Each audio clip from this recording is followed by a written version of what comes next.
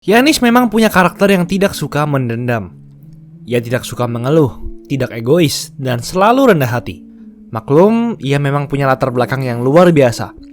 Berasal dari keluarga imigran yang miskin hingga menjadi sukses di NBA. Namun tentu, tidak semua orang bisa cocok dengan diri Anda. Dan beberapa pemain berikut ini pernah berani-beraninya mencari onar dan membuat Giannis dendam kepada mereka. Akan kami bahas dalam episode kali ini, berjudul 4 momen balas dendam Giannis Antetokounmpo. Sebelum lanjut, jangan lupa like dan subscribe ya. Simak ulasan berikut ini.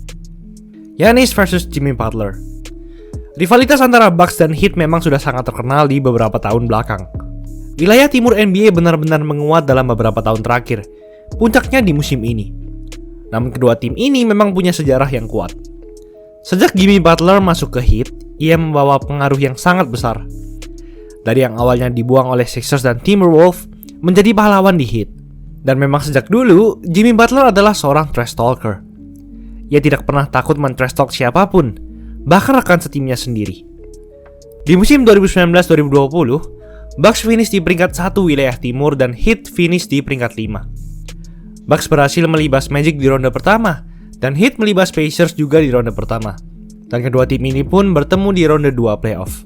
Tentu, semua orang akan memastikan Bucks akan menang, bahkan dengan mudah.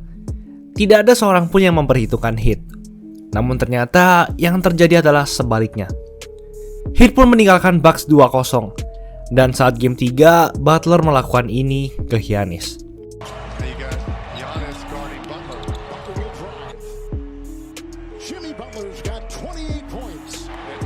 Butler men-trash talk Giannis tidak bisa menjaganya. Dan benar saja, Heat melibas Bucks hanya dalam 5 game. Dan bahkan melaju ke final NBA. Di titik ini, semua orang mengejek Giannis. Seorang 2 kali MVP yang tidak akan pernah juara. Padahal semua rekan setimnya sehat di musim itu. Namun, Giannis tidak patah semangat. Ia terus kembali menjadi lebih baik di musim depannya. Musim berikutnya, Bucks pun finish di peringkat 3 dan Heat di peringkat 6. Yang artinya mereka akan bertemu di ronde pertama. Banyak orang yang berpikir bahwa Jimmy Butler pasti akan menggila lagi saat di playoff. Dan bisa-bisa melibas Bucks lagi. Namun Giannis yang dipenuhi dendam berkata lain. Here's Butler. Did he get it all? That's it. Out of France, 3-year player.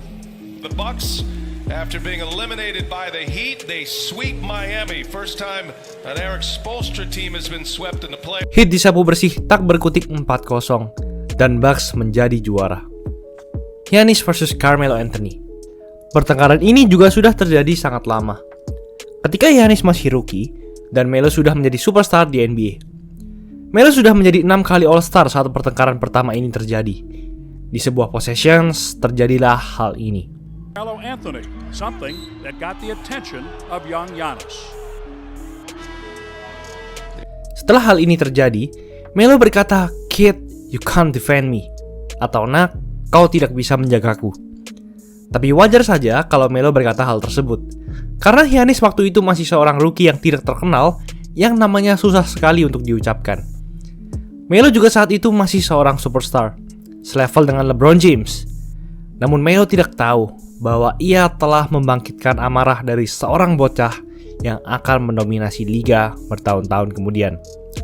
Fast forward ke 5 tahun kemudian, pada November 2019, Carmelo bertemu dengan Giannis lagi. Namun sudah dalam kondisi yang 180 derajat terbalik. Di saat ini, Giannis sudah mendapatkan gelar MVP dan menjadi salah satu pemain paling dominan di NBA. Sedangkan Melo tengah bermain di Blazers dengan kontrak non-garansi. Blazers menerima Melo yang baru saja dibuang dalam tanda kutip dari Houston Rockets. Dan di pertandingan tersebut, Melo masih saja bisa-bisanya men-trash talk Giannis meskipun keadaan sudah berbalik 180 derajat. Dan Giannis pun membalaskan dendamnya kepada Melo di game ini.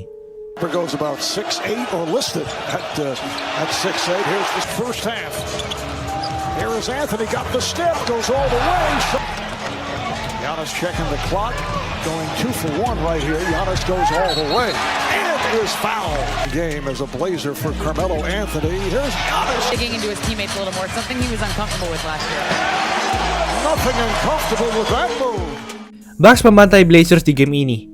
dan Giannis pun sukses membalaskan dendamnya kepada Melo. Giannis versus Harden. Mungkin dari semua list ini, momen balas dendam yang satu ini adalah yang paling kamu kenal. Dan mungkin kamu mengira bahwa pertengkaran ini dimulai baru-baru saja saat pemilihan All-Star 2020. Tapi sebenarnya, pertengkaran ini sudah dimulai pada saat Giannis masih di musim kedua. Di salah satu pertandingan mereka, terjadilah hal ini.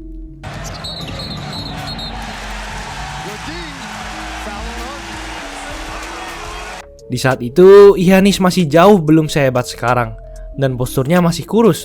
Sedangkan James Harden sudah 2 kali menjadi All-Star dan sedang dalam musim terbaiknya. Musim demi musim berjalan, Giannis makin berkembang dan menjadi bintang. Hingga tibalah musim 2018-2019. Saat voting MVP, Giannis memenangkannya, dan Harden berada di peringkat kedua. Padahal secara statistik, Harden juga sangat layak dijadikan MVP lagi, dengan rataan 36 poin per game semusim, jauh di atas Giannis. Namun tentu karena Giannis lebih disukai media karena latar belakang dan kepribadiannya, serta Giannis memimpin Bucks punya lebih banyak kemenangan daripada Rockets musim itu, Giannis pun dijadikan MVP. Terlebih Harden juga punya sifat yang suka mengeluh, egois, dan suka bertengkar saat di Rockets, media tidak menyukainya. Harden pun tentu mengeluh bahwa ia yang seharusnya menang MVP, bukan Giannis. Akibat hal ini, pertengkaran Giannis dan Harden pun dimulai. Saat di pemilihan tim All-Star 2020, Giannis tidak memilih Harden dengan alasan I'm between Kemba and Trae Young. Wait, you But I gotta go. don't want the dribbler? I want somebody that's gonna pass the ball. That's what I want. Ya, dan Harden pun tersindir dengan membalas seperti ini. I don't see what the joke is. No, but I wish I could just run and with 7 feet and run and just dunk. Like that takes no skill at all. Saat playoff musim itu, keduanya dieliminasi di ronde awal. Namun pada musim 2020-2021, Harden membentuk Big Three di Brooklyn Nets. Dan pada saat di playoff, mereka bertemu pada saat ronde kedua. Dua tim ini memang punya latar belakang yang sangat berbeda. Tim yang satu berkembang dari nol selama bertahun-tahun hingga menjadi kontender juara, sedangkan tim satunya merupakan kumpulan 3 superstar yang baru saja bersatu di musim tersebut. Meskipun Harden berkutat dengan cedera hamstring di seri ini, Harden sempat frustasi dengan rutinitas free throw Giannis yang lama. Meski begitu, Giannis berhasil mengalahkan Nets dalam 7 game. Dan ketika Giannis juara, Giannis berkata ini, yang tentunya membalas Harden. But I could go to a super team and just do my part and win a championship still one.